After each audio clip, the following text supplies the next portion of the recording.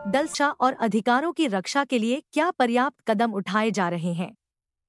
घटना भन्नाले आज हामीले 3:30 बजीतिर हाम्रो भाइ साइला भाइ शरण सेवाको मिसेस गौतमी सेवाले सुसाइड गर्यो भनेर उनको छोरा संस्कार दर्जी जो 13 वर्षको हुनुहुन्छ उहाँले हामीलाई इन्फर्म गर्नुभयो। हामी पनि सिलिगुडी ट्रिटमेन्ट गरेर भर्खर आइपुगेका थियौँ, म मेरो मिसेस नानी। अनि हामी गएर हेर्दाखेरि उसको छोरा संस्कारले र उसको 1-2 जना साथीहरू मिलेर त्यो डेड बडीलाई उतारेर टाँडमा राखेको रहेछ। अनि हामीले सोधखोज गर्दाखेरि के बनानी भन्दाखेरि आमाले मलाई खेल्नु पठायो, आमाले यहाँ सुसाइड गर्नुभयो भने। तर त्यही भिडमा एकजना कसैले भन्नुभयो कि बहिनी गौतमीले भनेको थियो मलाई कि राति लोन अफिसरहरू आएर पुरा प्रेसर गर्यो। अनि बुहारीले भन्नुभयो अरे कि मेरो डकुमेन्ट्स लगेर कसैले लोन उठाइदिएर अहिले मलाई साह्रो पार्दैछ।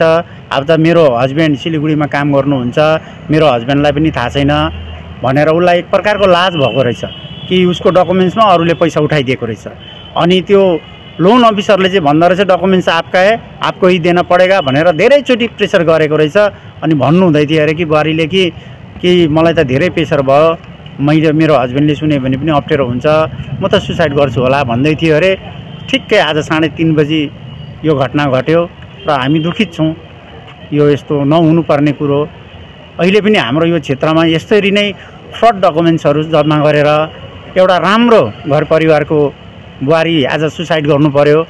त्योभन्दा पनि ठुलो कुरो उसको पछि जुन 13 वर्षको नानी आज टुरो बनायो।